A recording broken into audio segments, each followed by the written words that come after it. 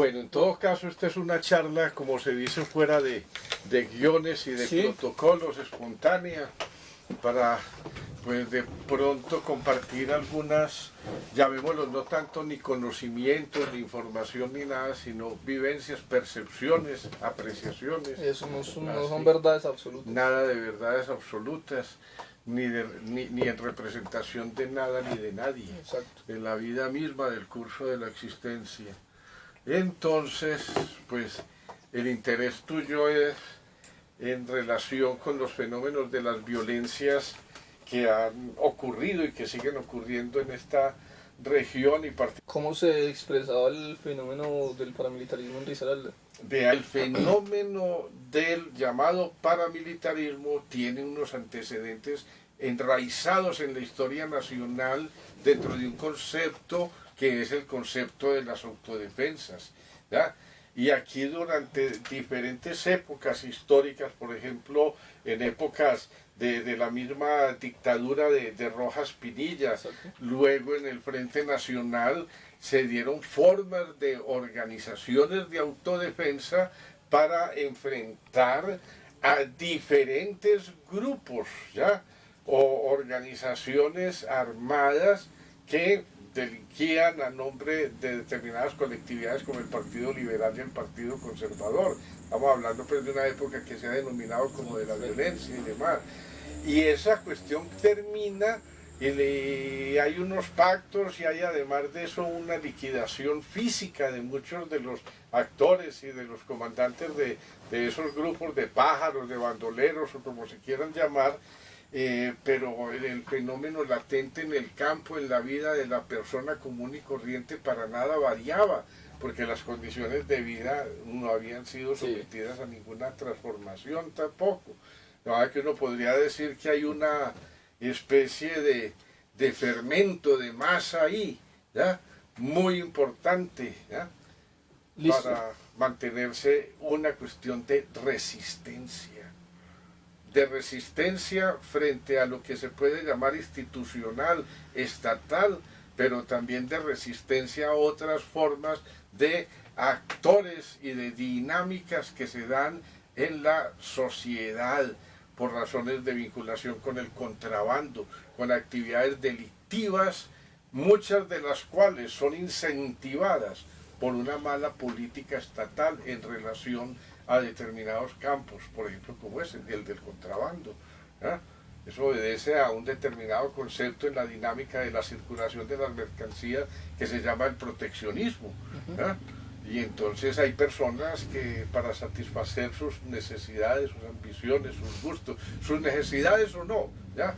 Pueden ser cosas superfluas, están dispuestos a eso y hay gente dispuesta a brindárselas. Entonces eso genera organizaciones criminales que enfrentan al Estado y dentro de ello, por ejemplo, una es la que luego tiene esa dimensión del llamado narcotráfico, porque ya se refiere a una mercancía particular que son las drogas. Entonces, ¿cómo empieza Pereira a enfrentar esa llegada del paramilitarismo que se empieza también a mostrar a través del sicariato, del narcomenudeo y de todas estas lógicas ilegales, prácticas ilegales? Lo que yo puedo expresar es algo que muchos de mis colegas seguramente van a decir, de dónde la está fumando o de dónde la está cogiendo, ¿ya?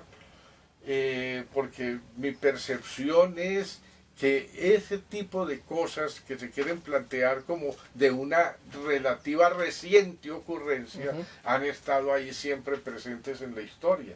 Pero en Pereira uno podría decir es el muchacho, digámoslo, travieso, ¿ya? Que dice yo no fui, ¿ya? Y esto no fue conmigo, yo no estaba ahí, ¿no?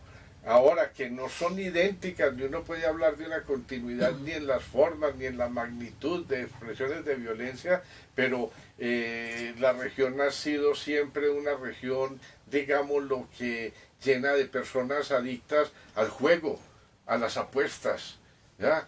El contrabando ha sido una costumbre, eso está, digamos, lo que en la sangre de muchas gentes, y yo no conozco, ¿ya?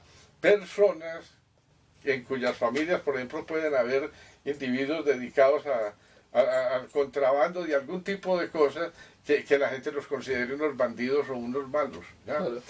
O en la vida misma práctica, teniendo relación y conocimiento con muchos de esos actores, que a alguno de ellos se considere un delincuente, no, se consideran unos perseguidos. Inclusive el mismo Pablo Escobar, para Sí. pasar a otra dimensión, él consideraba que él era una persona perseguida políticamente, y que si uno va a analizarlo bien a fondo y a entender que el fenómeno de la prohibición y de la guerra contra el narcotráfico y el llamado narcoterrorismo son fenómenos políticos, pues entonces, ¿qué se puede concluir de allí? ¿Ya? Que tanto los tirios como los trillanos, ¿ya?, tenían ese carácter de ser fuerzas y actores políticos, ¿ya? Pero bueno, ese Sí. es otro asunto. Bueno, ¿cómo, Sí, por eso. cómo se empezó a dar a conocer o cómo empezaron a escuchar ustedes desde el observatorio y usted como ciudadano general el nombre de Cordillera? No. Cordillera no estuvo, al menos durante el tiempo que yo estuve en la dirección ¿Del observatorio? del observatorio, solamente de pronto en las fases finales, cuando ya estábamos ocupados de otro tipo de cosas, y entonces empezaba a hablarse de ese fenómeno muy relacionado con lo que estaba ocurriendo con la planeación urbana en Pereira, y particularmente con todas las transformaciones que habrían de darse en ese sector de la antigua galería y de lo que hoy es pues Ciudad Victoria, ¿ya? De ahí había pues, como quien dice, determinadas cosas, pero no que nos hubiera correspondido o tocado asumir algún tipo de trabajo de investigación sobre eso. Pero sí, posteriormente, es el conocimiento que pude tener en virtud de las relaciones que habían surgido del trabajo del observatorio con investigadores de la Dirección Nacional de la Policía, ¿ya? Con investigadores del CTI, Sí. pues, de la Fiscalía, etcétera, de trabajos que se hicieron muy interesantes sobre ese fenómeno de cordillera, ¿ya? Pero que no es la parte espectacular, cinematográfica, de película, de cosas pues de acción, donde se escuchan los disparos y Sí. se hacen y se siente el olor de la sangre, etcétera. No, sino como unos análisis de unas dinámicas socioeconómicas que conducen a un fortalecimiento de las redes de la llamada economía ilegal y de la ilegalidad en la economía, ¿ya? Es decir, esos fenómenos no surgen así por el invento de un individuo o de un grupito de individuos. Pues de esas condiciones y de esas circunstancias se van luego formando individuos que van a ser líderes, y se forman organizaciones que van a ser sus, digamos, los clanes o las Sí. oficinas. Bueno, para ir como cerrando este tema de cordillera y paramilitarismo, Pero sí hay unas determinadas dinámicas que no solamente ocurren en Pereira, sino en cualquier otra parte del mundo, que son unas relaciones muy complejas entre lo que es la criminalidad y el poder, y lo que se puede denominar unas sociedades que son transcriminales, ¿ya? Unas sociedades donde hay segmentos de la población muy importantes y muy significativos, que si no estuvieran insertados o metidos en acciones de ilegalidad, ¿ya?, no sobrevivirían. Es decir, es una forma digamos, de dinámica socioeconómica que no se puede desconocer y no se puede imputar a la simple voluntad de algunos actores, llámese Pedro, Juan, Diego, sí. o Sofía o Margarita o lo que sea, ¿ya? Entonces ahí ha faltado eso. Y dentro de ello se genera una cosa que es lo siguiente. Por ejemplo, se han tenido instituciones como el observatorio, que se sigue manteniendo, y se pretende con ello producir un conocimiento. Pero es un conocimiento que en realidad choca con determinadas estructuras mentales en el manejo del poder, ¿ya? De manera que es más fácil, para decirlo en términos muy concretos, echarle la culpa a la noche, ¿ya?, de que ocurran determinados eventos de criminalidad, La ¿ya? iluminación. O a las armas, ¿ya? O a las sustancias, en fin, ¿no? Encontrar, como se dice, y buscar el ahogado río arriba y no asumir de que eso obedece a toda una serie de problemáticas que están en los hogares, que están en las diferentes manzanas que integran los barrios, las diferentes colectividades, ¿ya? Entonces es se instrumentaliza todo. ¿ya? Yo diría que no es asumir la posición entonces de decir, no, es que ya los que están en el poder no sirven para nada. No, hay una sociedad que no se ha pensado y que necesita de repensarse. Claro. Cuando hicimos la investigación sobre el fenómeno de las mulas o de los correos humanos del narcotráfico, le decía yo a mis colegas, y eso en ese principio causó un impacto, porque que cómo íbamos a enfocar la investigación, que si de tal perspectiva o tal, que si íbamos a hacer un diagrama de flujos en forma de espina de pescado, no sé qué carretas y tal. Le dije, dejémonos de pendejada. Simplemente miremos que nosotros y reconozcamos, hacemos parte de esta misma sociedad que está presentando todo este fenómeno que se considera a veces, o quiere considerar como que si fueran cosas, aparte y que se están oponiendo a la sociedad. No, eso lo está pariendo esta sociedad de una manera permanente, continua. Sí, de hecho, bueno, es bien delicado. Claro, es que se quiere culpar o buscar soluciones inmediatas cuando el problema viene desde muy atrás. Y ahora la misma, hombre, todas estas estructuras criminales, la ciudadanía las conoce, sabe quiénes son, o por lo menos conoce uno de los eslabones de la cadena, pero los aprueban.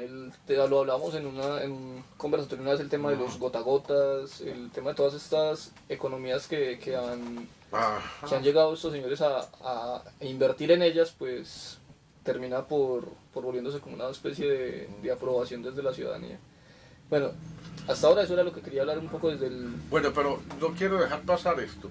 Hay un trabajo realizado por la Dirección Nacional de la Policía, ¿ya? Concretamente de un grupo de investigación y que trata precisamente del narcomenudeo, y eso fue realizado fundamentalmente aquí en la región. Era un trabajo muy serio. Sí, hay un capítulo dedicado a Cordillera. Y entonces yo estoy seguro que ese libro, ninguna de las personas que ejercen funciones públicas y que tienen responsabilidades en el manejo de las situaciones lo han leído. Lo deben tener por ahí engavetado, porque sé que estos investigadores, dentro de ellos hay algunos con los que he mantenido algún tipo de comunicación y los aprecio mucho, y ellos le trajeron los regalos a las diferentes instancias y no. Sí, Conozco, y voy a relatarlo, no es como para hacer una denuncia y dámelas aquí de café con leche y tal, pero que eso pasa, esa es la mentalidad nuestra. Entonces, por ejemplo, si hace una investigación, la universidad se compromete, una institución como la Fiscalía o la policía se comprometen y le jalan a eso con medicina legal y hacen una carreta del carajo. Eso debe llegar al conocimiento de quienes, de los que tienen la responsabilidad en la estructura administrativa para la toma de decisiones. Entonces piden una cita con el gobernador o con el alcalde para entregarles y socializar el resultado, y el alcalde y el gobernador le dicen al secretario de gobierno, y el secretario de gobierno le dice a alguna funcionario, así sea la misma señora que sirve los tintos, que por qué no va a ese evento, que ellos están muy ocupados, o cualquier otro tipo de cosa. Entonces hay una resistencia a hacer posible que el conocimiento que se puede lograr y que de alguna manera se ha logrado en determinados ámbitos sea realmente traducido luego en decisiones de Estado. Sí. Ahí no, pues queda como la mesa sin una pata. Así es. ¿Ya? Bueno.